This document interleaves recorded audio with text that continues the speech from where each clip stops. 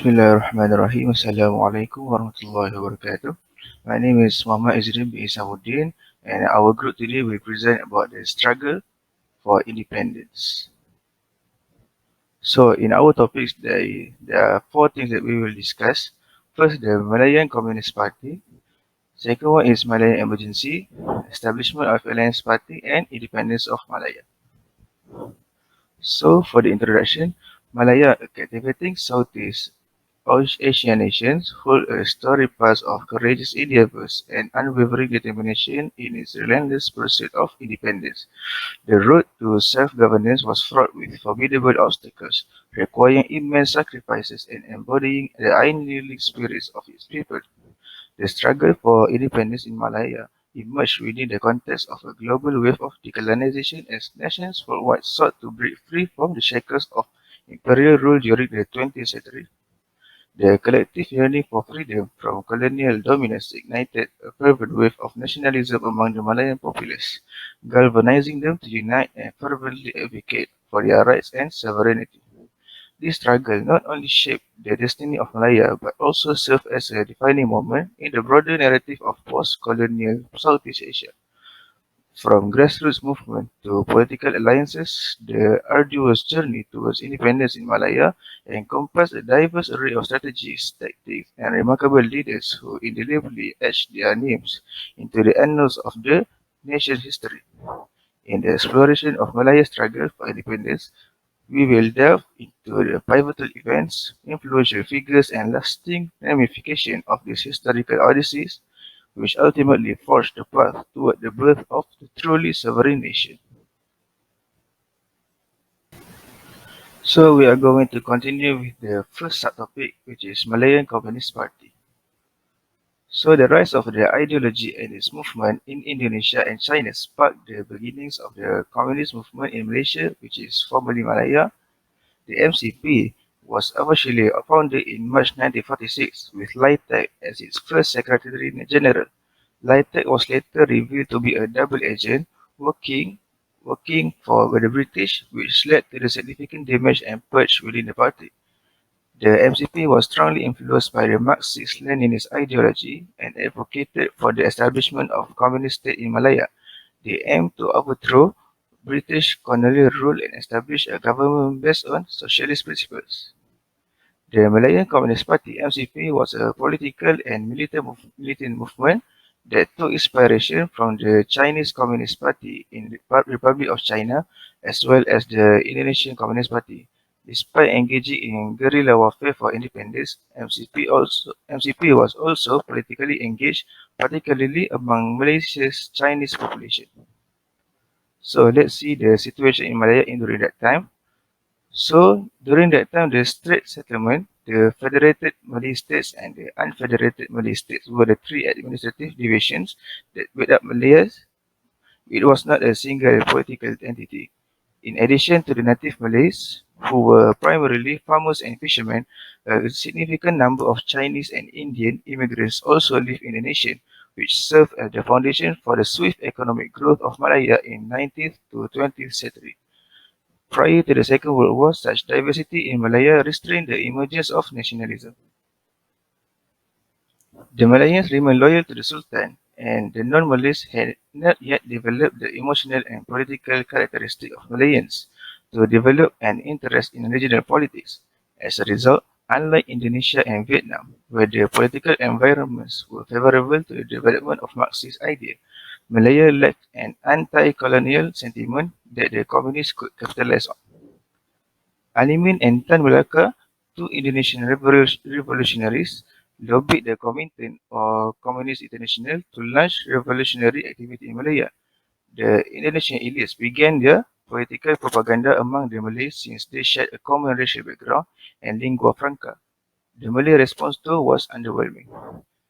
Disgusted by the Malay people's lack of political engagement, Tan Malaka characterized them as lazy and contented and stated that the only hope lay with Chinese. Indonesia's attempts to spread the seeds of communism in Malaya came to an end when the leading Indonesian communists were apprehended and deported in 1927. So during the Japanese invasion in Malaya, Some of the Malays supported the invasion probably because of the propaganda from the Japanese government stating themselves as the savior of Asia from the hand of European colonists. The Chinese does not have a great history toward the Japanese because of the Sino-Japanese War that happened during 1937 to 1945. When the Japan was eventually defeated in 1945, China was on the winning side but lay in ruins, having lost roughly 50 million people, experienced extensive damage to its industrial infrastructure and agricultural output, and soon the nationalist government's modernization efforts collapsed. So the Japanese aggression sparked strong patriotic feelings among the Chinese community in Malaya, and MCP capitalized on these sentiments by creating the Malayan People's Anti-Japanese Union (MPAJU) and its military wing, the Malaysian People's Anti-Japanese Army (MPAJA), two anti-Japanese organizations that attracted Chinese. So during the Japanese invasion, the British are willing to cooperate with MCP even though their ideas were anti-colonial and anti-British. British were forced by the demands of the war to change their initial position and accept the communist offer for cooperation. So after accepting the cooperation, the government freed the communist detainees and set up a guerrilla warfare school to train communist recruits. The resistance movement was launched after the communist guerrillas fled into the woods, and both sides have their own reasons to cooperate with each other despite their differences. So from the MCP perspective, the reason why they cooperate with British is for the political concessions, particularly for the Chinese community. The communist records show the British made a commitment about their post-war strategy. As a result, the party's demand for the establishment of a Malayan Democratic Republic was dropped from the MCP's 8-point agenda. So instead of a democratic republic, they aim for the self-government instead.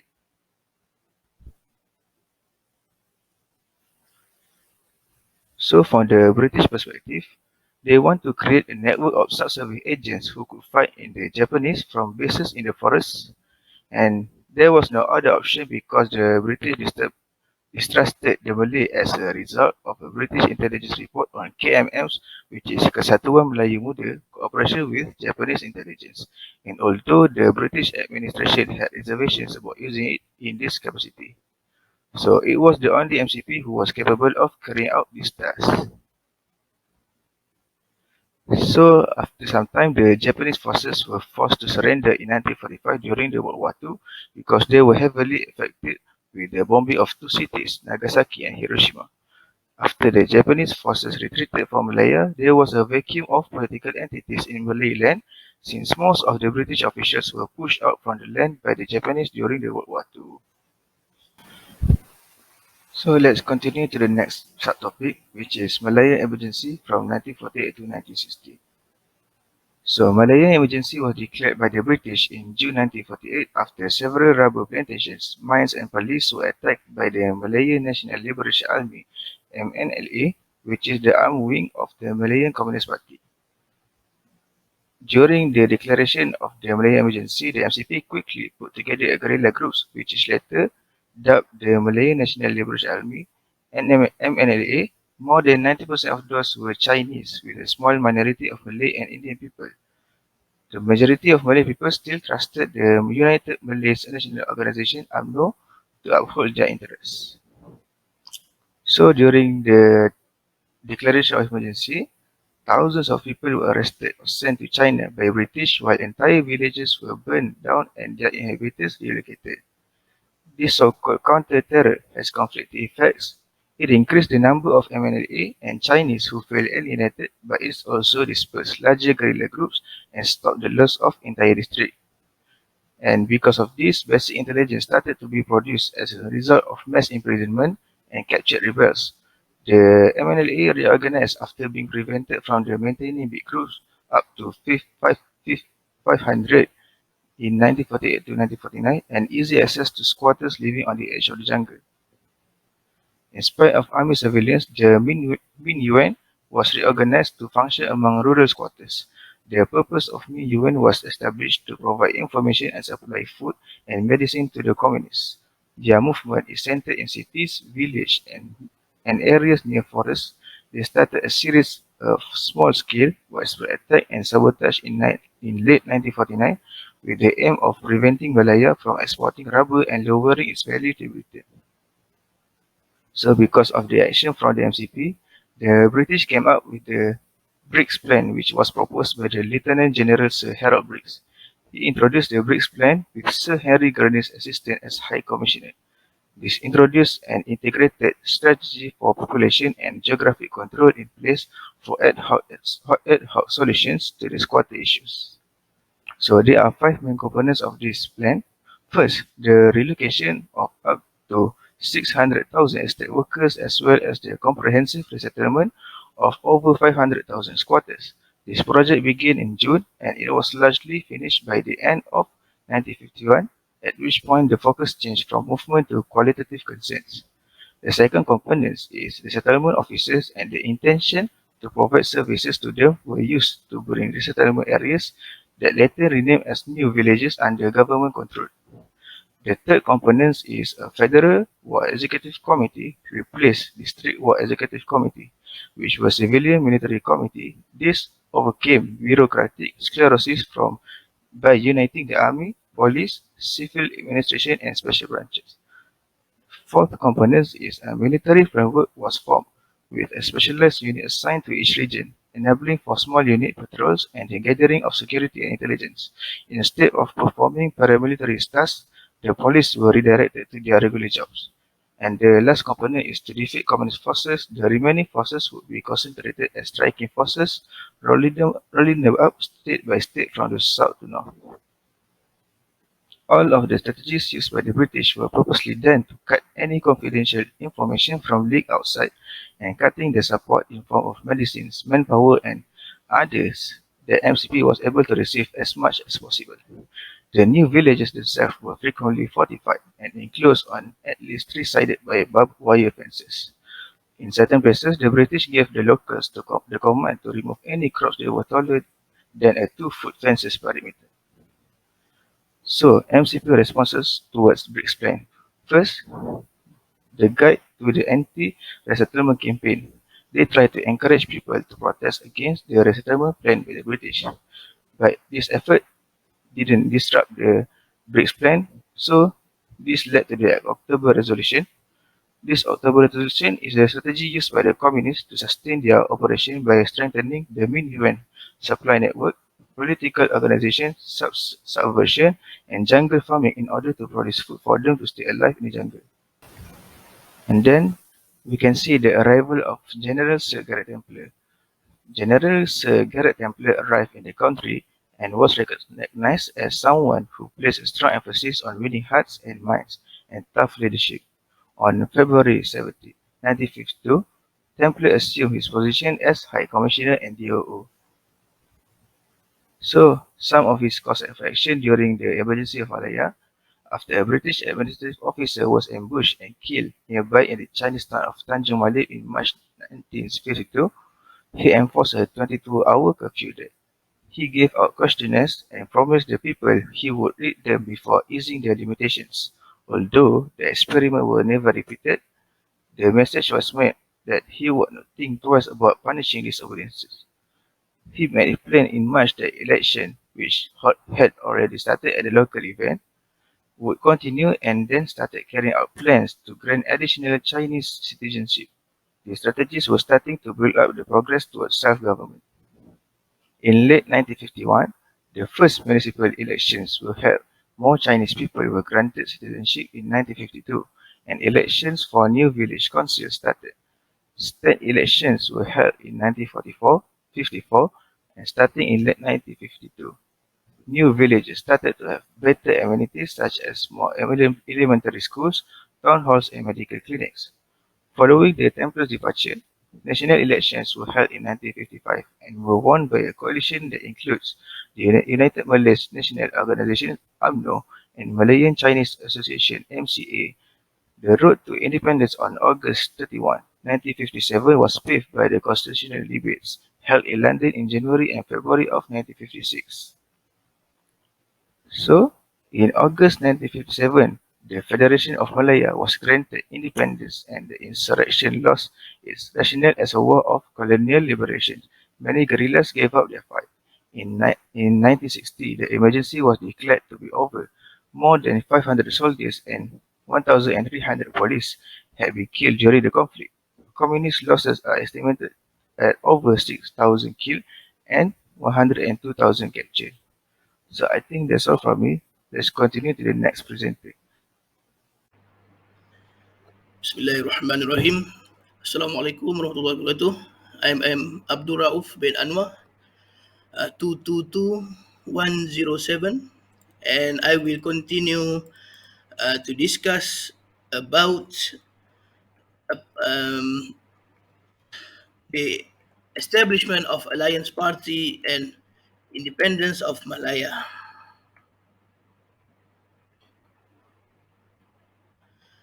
Okay, the Alliance Party was a coalition political entity composed of United Malays National Organization UMNO, Malaysian Chinese Association MCA, and Malaysian Indian Congress MIC. It all started with an ad hoc coalition between UMNO and MCA in 1952 upon the upcoming Kuala Lumpur municipal election, also known as Parti Perikatan in Malay. And in 1954, the Malaysian Indian Congress MIC joined Perikatan to form the UMNO MCA MIC Alliance Party. The inclusion of MIC completed the collaborative establishment of three dominant races, which were united for the first time ever in Malayan history and pledged their loyalty towards the nation and the rulers. What is the objectives of the alliance? Independence was the main objective for the Malay Peninsula when the leader of the UMNO, Tunku Abdul Rahman Putra Al-Haj, decided to merge with the Malayan Chinese Association to win the Kuala Lumpur municipal election in 1952. When speaking during the UMNO General Meeting on 29th to 30th March 1952, Tunku Abdul Rahman explained that the British had promised to grant independence to Malaya provided the emergency can be lifted and the residents of various races here are united and have mutual understanding. The promise and conditions set by the British was made the basis for the efforts of strong unification and collaboration among the races in Malaya. The Kuala Lumpur municipal election, which was to be held on 16th February 1952, will provide opportunities to the local political parties to secure seats and administer their respective local councils. The main pledge of Perikatan Alliance is to achieve independence within 4 years. A number of meetings and discussions were held in order to proceed with the reinforce and reinforce the efforts of Perikatan in facing the 1955 federal election and to achieve independence for the nation. So this is the photo of the meeting between UMNO, the Malays party, and MCA, the Chinese. Formation of the alliance. A joint announcement was finally made on 9th January 1952 by Dato' Yahya, the chairman of the Kuala Lumpur UMNO Election Subcommittee, and H.S. Lee, the chairman of Selangor MCA, the Chinese party. The announcement regarding the collaboration between UMNO and MCA to contest in the Kuala Lumpur municipal election on the basis of a common non-communal, non-party basis definitely shocked the whole nation with various reactions. At the same time, UMNO as a party representing the majority of Malay citizens who were the natives of the country was also aware that the struggle towards independence requires sacrifices, and therefore the collaboration and support from other races are necessary in order to achieve the objective of the struggle. The Alliance Party chose the sailboat as the party logo, the one which we saw at the beginning, symbolizing a mighty ship braving through the waves and obstacles in order to meet the objectives of the struggle, namely the independence for the nation. Challenges to the alliance. Political development became critical with the establishment of the Independence of Malaya Party (IMP) and the policies introduced by the party.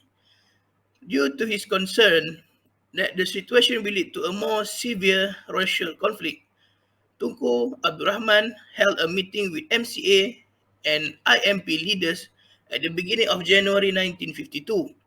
However, the UMNO IMP alliance offered by Tunku was declined by Dato' On Jaafar, the leader of IMP, when it was proposed to UMNO to merge with MCA Selangor in facing the Kuala Lumpur municipal election. Tunku agreed, as it is considered as the best possible solution. This is the photo of Dato' On Jaafar, a national uh, uh, important national figure in history, Malaysian history, and leader of IMP. This is the photo of the IMP conferences and meetings. On the left is Ton Tan Cheng Lock, the one standing, and Dato' On Jaafar on the right. So, the alliance in action.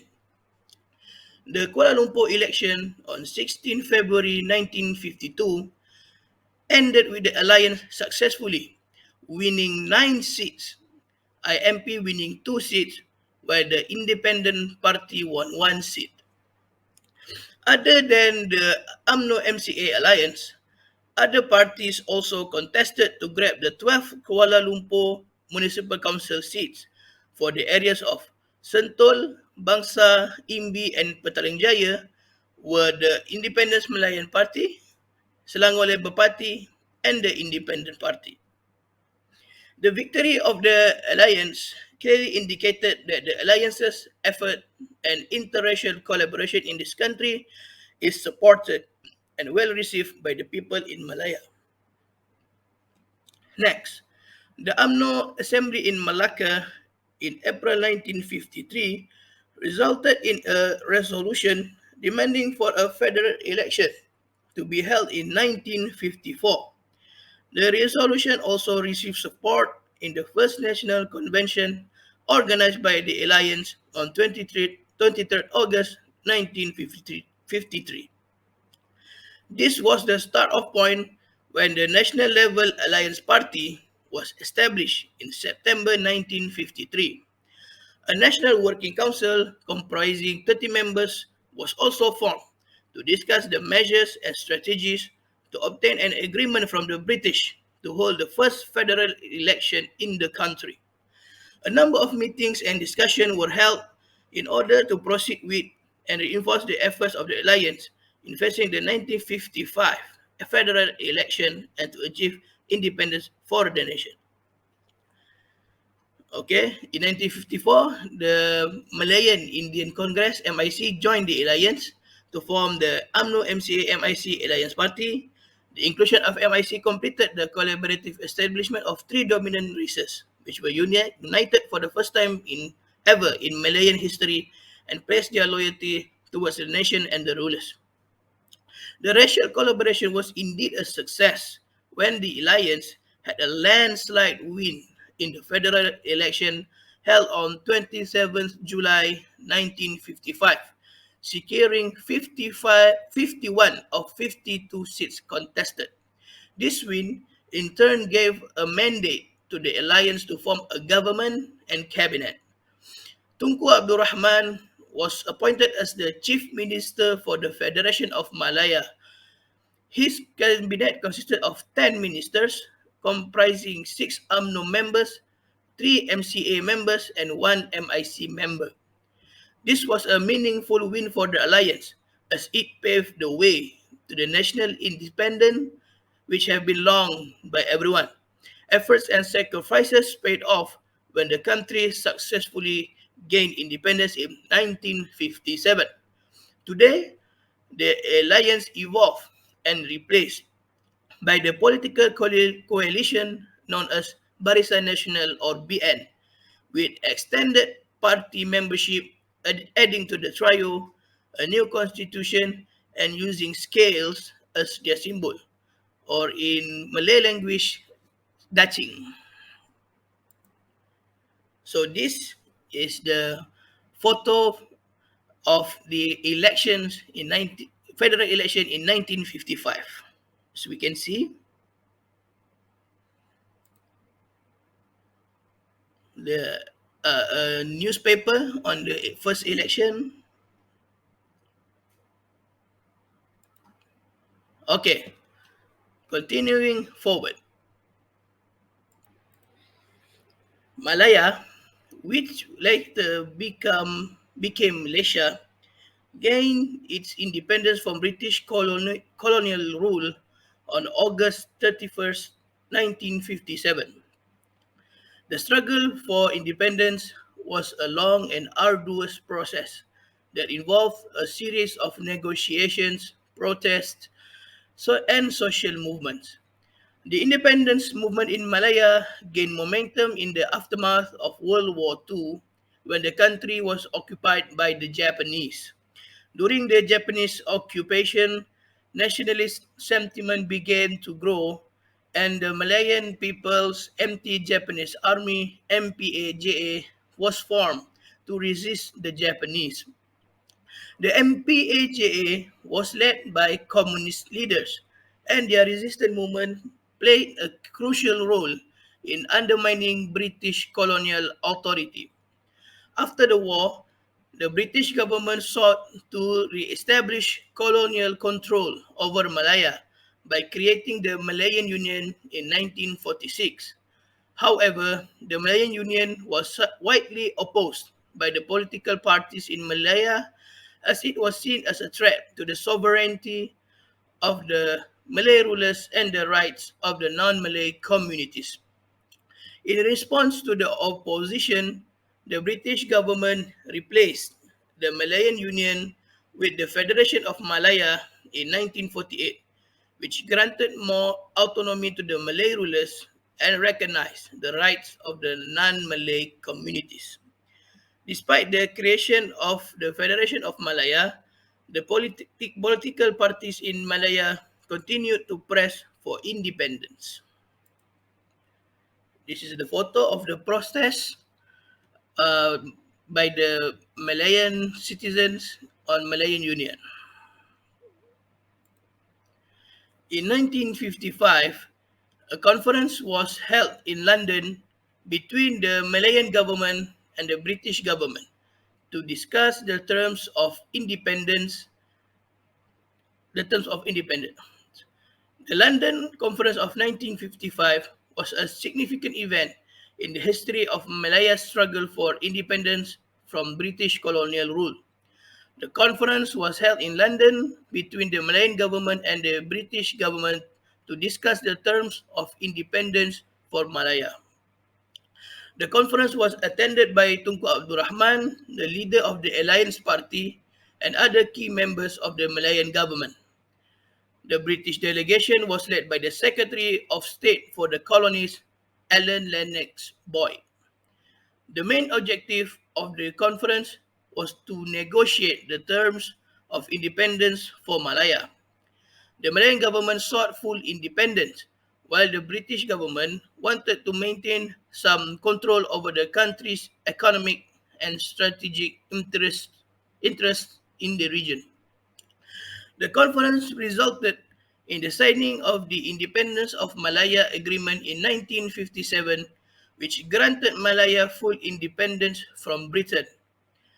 The agreement established the framework for Malaya's transition to a sovereign state and set out the terms of the country's new constitution. Some of the key provisions of the agreement included the establishment of a Malay-based system of government, the protection of the rights of non-Malay communities, and the formation of a federation of states with a central government. This is the uh, representative of Malaya to the London Conference in 1955.